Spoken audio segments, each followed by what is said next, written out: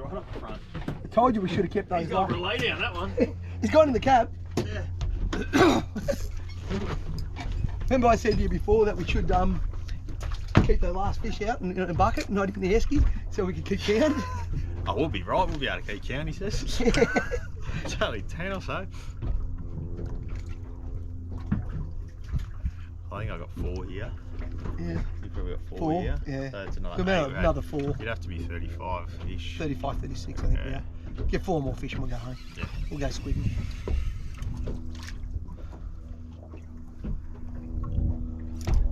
Oh, did you see that?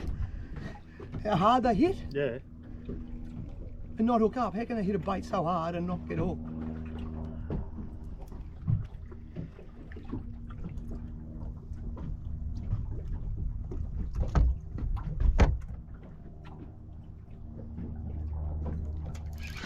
Jeez, he was timid. He was hooked up and I didn't even know he was there. I think he just swam towards the boat with the bait. He's not a big one, but he'll do. Don't want to let him go now. If you start dropping fish in this school, you got a problem, mate. What happened? No, just you're spitting the shit out. Bit of early. That's it. Right, call that 37. Where's me pippy gone? Just go to squid, I reckon.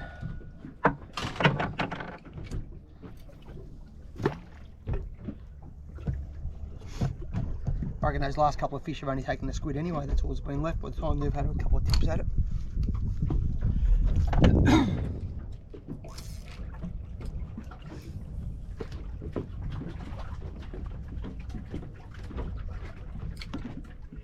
Really, mate?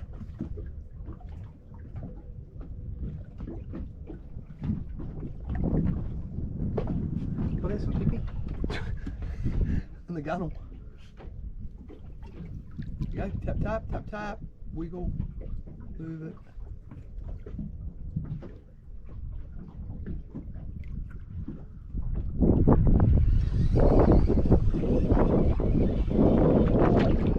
Some indigo.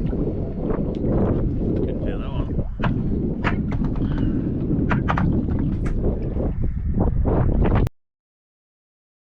How I tie a rig that I use for snapper and gummy sharks. Whether I'm offshore or inshore, I use the same rig. It's a little bit different to what most Melbourne fishers are using, so I'll show you what I use and been having some pretty good success with over the last few years. Basically, it's just a single paternoster. So I use 80-pound mono. I know that's going to be a little bit hard to see, but 80-pound mono. What I do, I start with a length of about 1.5 meters, and I do a loop at the bottom like that, just for my sinker. This is my sinker dropper, and all I'm doing there is just looping it and doing just an overhand knot through that eye twice, pulling it up nice and tight. All right, and that forms my sinker dropper. Okay, that allows me to go from 4 ounces to 12 ounces, 20 ounces, whatever I need to do as the tide increases. What I do there is I come up probably about 400 mil, guys, and I'll create a loop. In that loop, I'm using probably about 300 mil of line, just creating a single drop loop like that. And then literally it is just going over and over with those 2 bits of line. I do that 6 turns. Now this is 80-pound mono I'm using. So I go through it 6 times, then I pull the loop back through that eye. I'm just gonna grab that with my teeth. And just until it starts to form. All right, so once it starts to form there, then a fair bit of saliva and pull it up nice and tight. And that has formed my dropper loop. I would then come up about another 400 mil, 450 mil, and cut that off. That has now created my dropper. I've got about 400 mil of line, a single dropper that's about 100 to 115 mil long, about 400 mil down to a dropper loop. Now, this here is pretty simple. The reason I keep that fairly short is I find by keeping it short, I get less bite-offs. Things like school sharks, 7-gill sharks, bronzies, etc. On this rig, I tend to land them all. Now, or most of them anyway.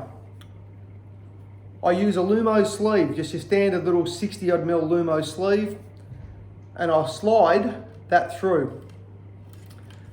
The reason I use that's 2 parts. Yeah, it's a little bit of bite attraction, I believe, because it glows at night particularly, But to me, that's more about bite protection, because when that's pulled down over the shank of the hook in a moment, it protects me from getting bitten off by the school sharks, etc. Now, hook of choice, always pretty simple. Gamakatsu Octopus Circle. I use an 8/0 circle hook for snapper and gummy sharks. That will still land and hook plenty of 2.5, 3 kilo snapper, but it certainly works very good on those bigger fish, those 7, 8 kilo plus fish, with a very good hook up just in the corner of the jaw. Gummy sharks, brilliant hook as well. So the offset Octopus Circle in an 8/0 hook. 8/0, that's my hook. Now, I'm going to show you something a little bit different here.